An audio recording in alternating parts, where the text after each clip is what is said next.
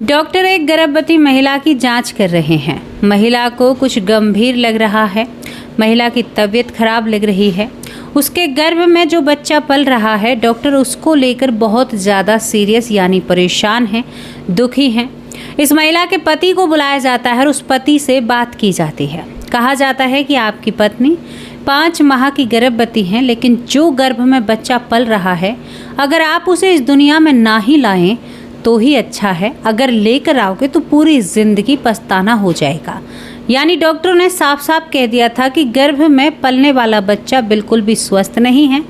कई ऐसी चीज़ हैं कि वो जीवित पैदा ही नहीं होगा, यानी पैदा होने के बाद इस दुनिया से चला जाएगा। अगर बच भी गया तो बहुत परेशान रखेगा और बहुत ज़्यादा यानी बहुत ही बीमारियों से वो जूझेगा और उसके शरीर में बहुत सारी समस्याएं हैं। दोस्तों, एक पिता जब सुनता है तो उसकी आंखों में आंसू होते हैं, क्योंकि शादी के 12 साल बाद ये महिला गर्भवती हुई थी। लेकिन अब क्या करें? डॉक्टरों ने ये सब कुछ कह दिया था, लेकिन उसके बाद महिला डॉक्टरों के विपरीत जाती है। पति पत्नी एक डॉक्टर या साइंस के खिलाफ एक फैसला लेते हैं और भगवान के भरोसे सब कुछ छोड़ते हैं।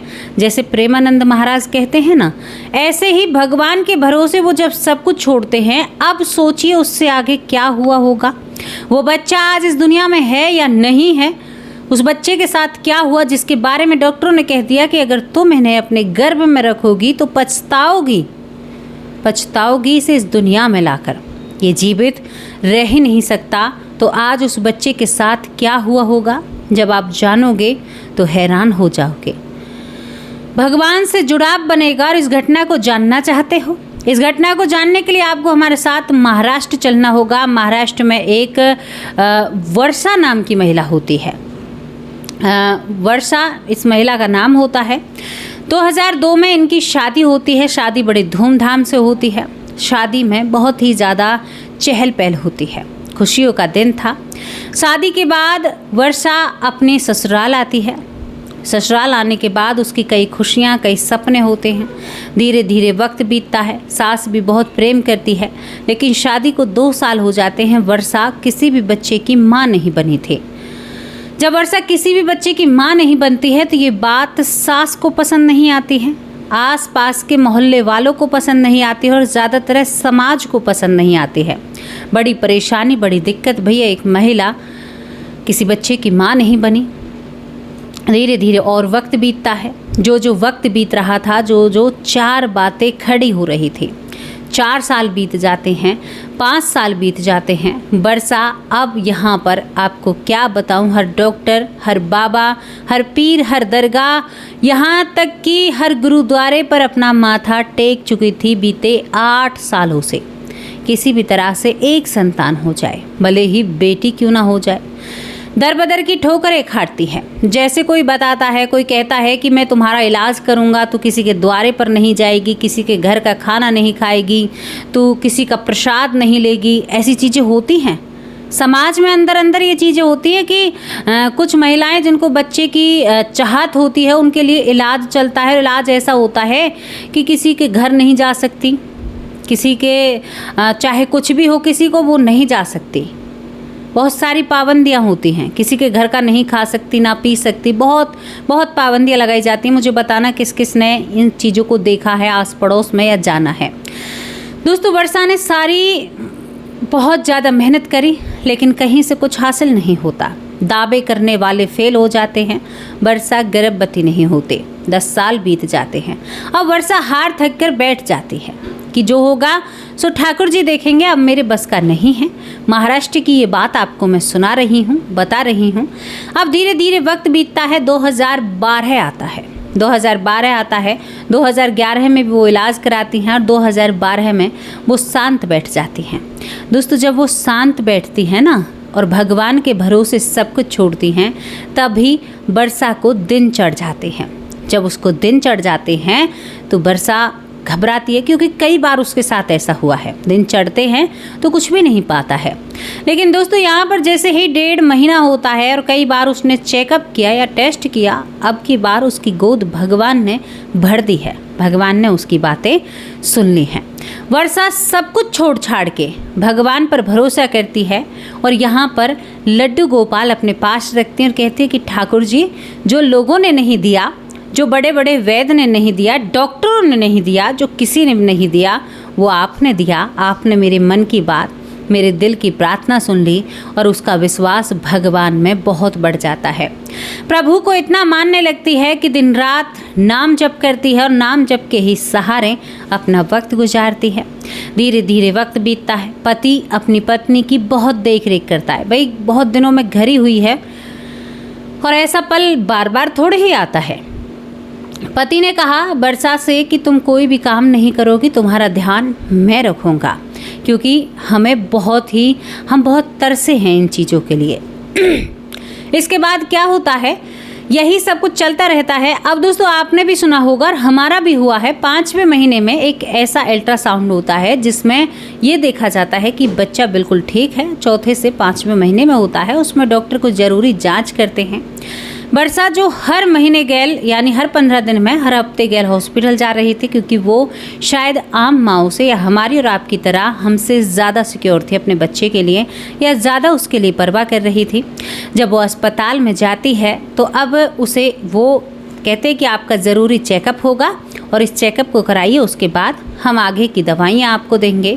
वर्षा खुशी खुशी वो चेकअप कराती है। उसकी रिपोर्ट जब आती है तो डॉक्टरनी साहिबा के सामने पेश की जाती है। वर्षा का पति बहुत खुशी के मारे झूम जाता है कि भाई हमारा सब कुछ अच्छा चल रहा है। लेकिन जैसे ही वर्षा अपनी तकलीफ़ें बताती है कि मुझे कुछ ऐसा एहसास होता है, पेट में जलन जैसी महसूस होती है, तकलीफ बहुत होती है। डॉक्टर ने कहा कि आमतौर पर ऐसा होता रहता है क्योंकि आप गर्भवती हैं। दोस्तों इसके बाद यहाँ पर डॉक्टरनी ने कहा कि हम आपके पति से बात करना चाहते हैं। अब ताज्जुब से वर्षा भी डॉक्टर की बातें सुन रही थी। पति वहाँ पर आकर बैठता है। डॉक्टर कहते हैं कि सुनिए साहब, हमें ऐसा लग रहा है कि आपकी पत्नी जिस बच्चे की माँ बनी है वो बच्चा संपूर्ण नहीं है, उस बच्चे में कमियाँ हैं, उनके दिल में भी शायद छेद है और उस बच्चे के शरीर का विकास ठीक से नहीं हो रहा है। जिस समय में बच्चे का वजन सही होना चाहिए उस समय में आपके बच्चे का वजन करीबन बहुत कम है, ना के बराबर है, और आप उसे इस दुनिया में ना ही लाओ तो ही अच्छा है। अगर दुनिया में लाओगे तो बहुत दिक्कत और परेशानियां होंगी। अब ये बात सुनकर वर्षा के पति की आंखों में आंसू आ जाते हैं। कहते हैं कि डॉक्टर साहिबा, आपको तो पता है, बड़ी मिन्नतों से और प्रार्थनाओं से ये सब कुछ पाया है। वर्षा जब ये सुनती है तो वो टूट जाती है, बैठ जाती है। वर्षा अब डॉक्टरनी के सामने आती है, कहती है कि मैं इतनी कमज़ोर नहीं हूँ, मुझे बताइए क्या दिक्कत है। यहाँ पर डॉक्टर ने कहा कि आपके बच्चे के सर पर एक फोड़ा है और वो फोड़ा बाहर आते ही यानी वो इस दुनिया में आएगा, ज़्यादा दिन सर्वाइव नहीं कर पाएगा। उस फोड़े की वजह से इसकी पूरी ताकत उस फोड़े में जा रही है और इसके शरीर का जो विकास है वो सही तरह से नहीं हुआ है। वर्षा हैरान और परेशान, क्योंकि वर्षा गर्भवती भले ही थी, उसे हर महीने पीरियड आ रहे थे, धीरे यानी हल्के हल्के पीरियड आते हैं। हर महीने उसे दिखाई दे रहा था कि मेरे जो महीना है वो हर महीने आ रहा है।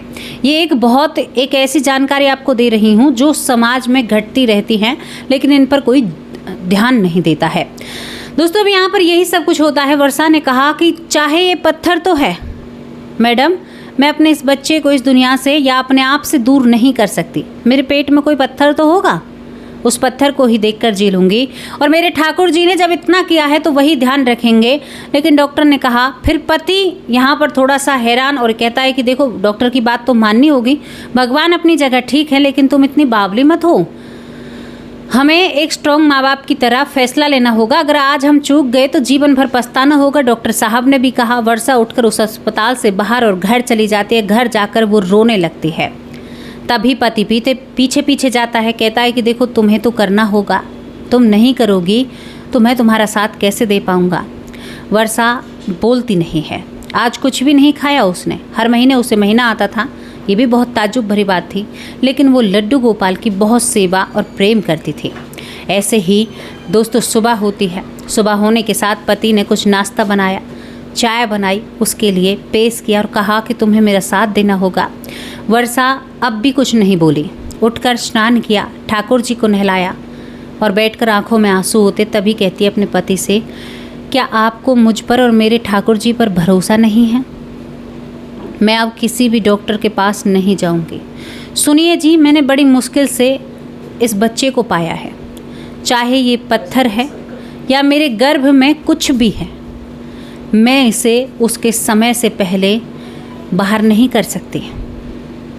जो होगा सो देखा जाएगा, ठाकुर जी जो करेंगे वो उनकी मर्जी है, लेकिन मुझे उनकी मर्जी पर पूरा विश्वास है। अगर ये मेरी ज़िंदगी में नहीं है तो मेरे गर्भ से बाहर आने के बाद चला जाएगा, लेकिन अब मैं इसी सपने में जीना चाहती हूँ, क्योंकि ये सपना मुझे मेरे ठाकुर जी ने दिखाया है और इन बातों को मैं बिल्कुल भी नहीं झुठला सकती। मुझे, आपको अगर मुझ पर भरोसा है या मुझसे प्रेम करते हैं तो इस दुख की घड़ी में मेरा साथ दीजिए। पति ने न आओ देखा, न इधर देखा, न उधर, कहा कि मैं तो तुम्हारे साथ हूँ।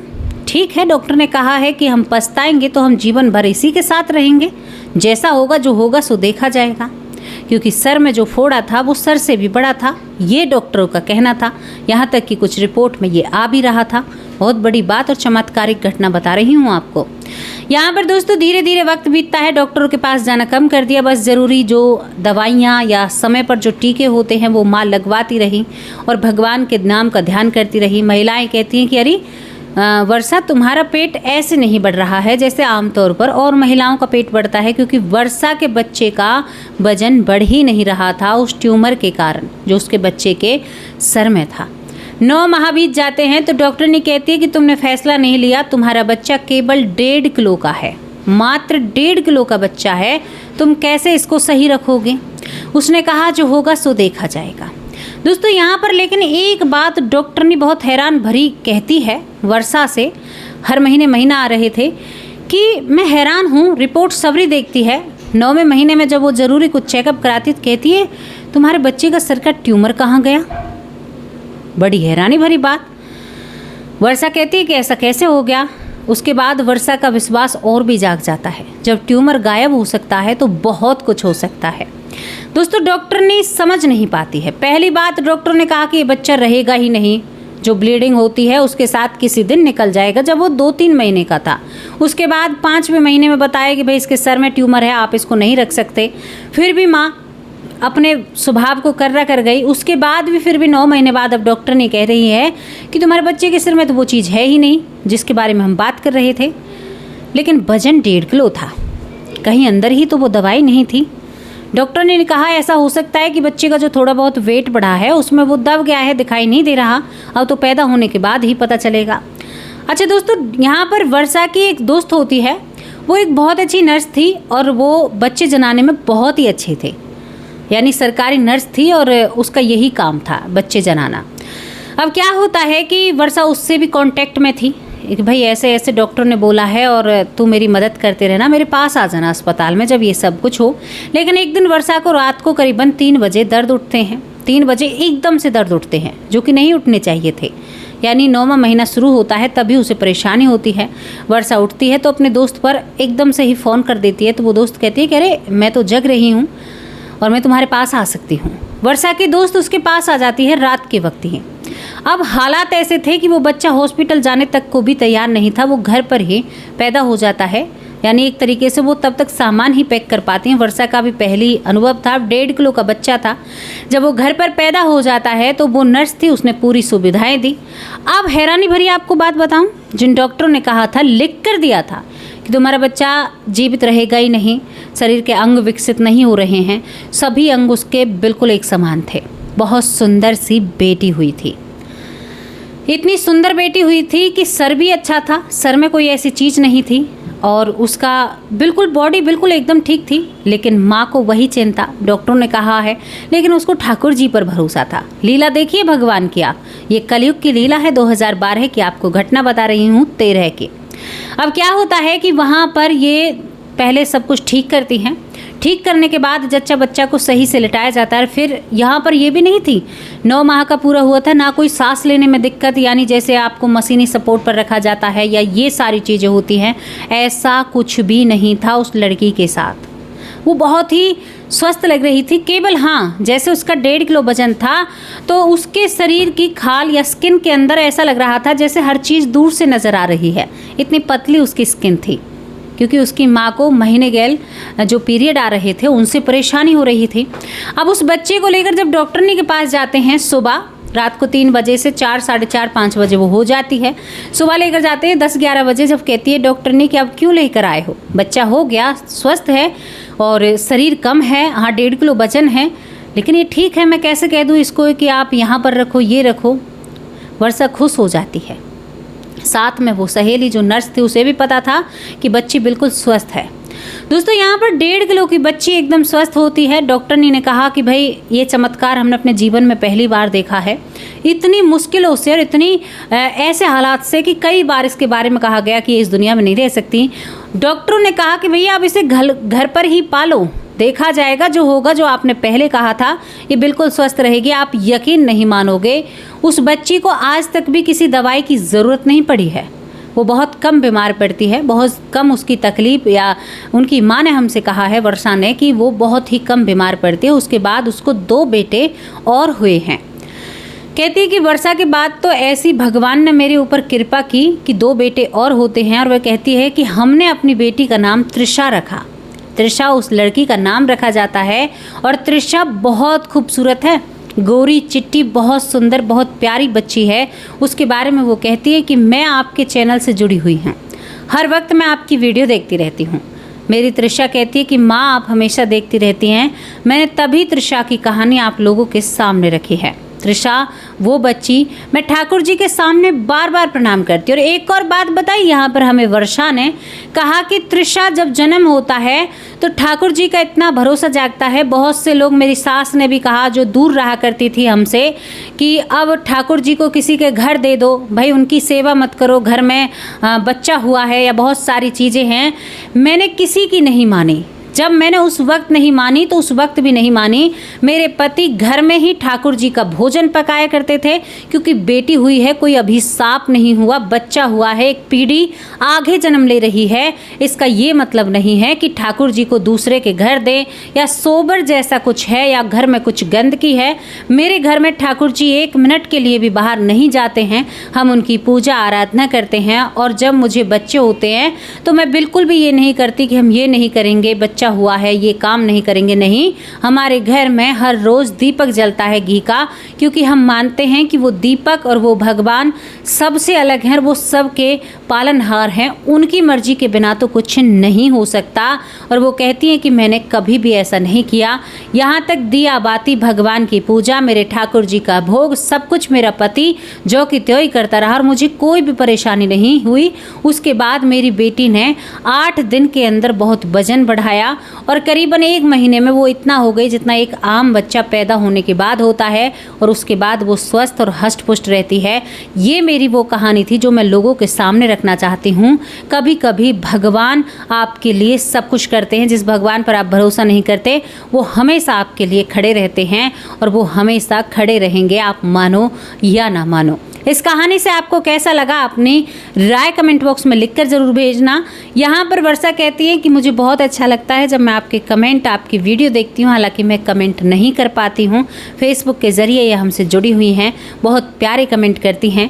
यहाँ पर दोस्तों फेसबुक के ज़रिए कुछ और लोग हैं। एक भाई हैं हमारे कन्हैया लाल मिश्रा, बहुत अच्छे कमेंट करते हैं। सीता देवी शर्मा, दुर्गा बहन, और यहाँ पर शशि बाला जो फेसबुक के ज़रिए जुड़ी हुई है, मेरी बहुत प्यारी बहन है। हम आपस में एक दूसरे को सखी बुलाते हैं। तो ये वो कहानी है। इस कहानी के ऊपर आपकी क्या राय है, अपनी राय कमेंट बॉक्स में लिखकर ज़रूर भेजना। इंतज़ार करूँगी। तो भगवान पर भरोसा करना सीखो, वो आपको हमेशा किनारे की ही तरफ ले जाएंगे। आप कितने भी बड़े भंवर में हों या कितनी भी बड़ी मुसीबत में हों, वो आपको निकालने में कामयाब हो जाएंगे। अच्छा एक बात बताइए, अगर वर्षा उस वक्त ना रुकती, हालांकि हर किसी के केस में ऐसा नहीं होता, ना रुकती, तो वो बेटी क्या आज इस दुनिया में होती? डॉक्टरों के हिसाब से वो इस दुनिया में नहीं होती। वर्षा कई बार अस्पताल जाती है, कहती है कि ये कागज़ क्या है, लेकिन फिर उसके बाद वो सब्र करती है, कहती है कि मेरी गोद भर गई, मुझे और क्या चाहिए। ठाकुर जी ने मेरी सुन ली, यही मेरे लिए बहुत है। और ये घटना, ये कहानी यहाँ पर समाप्त होती है। क्या कहना चाहोगे तृषा के बारे में? तृषा बहुत खूबसूरत है। अब आप लोगों से विदा लेती हूँ। कल हाजिर होंगे एक सच्ची और अच्छी स्टोरी के साथ। तब तक के लिए अपने परिवार का और अपने परिजनों का ख्याल रखिए। सावधान रहिए, सतर्क रहिए। नमस्कार, जय हिंद, जय भारत।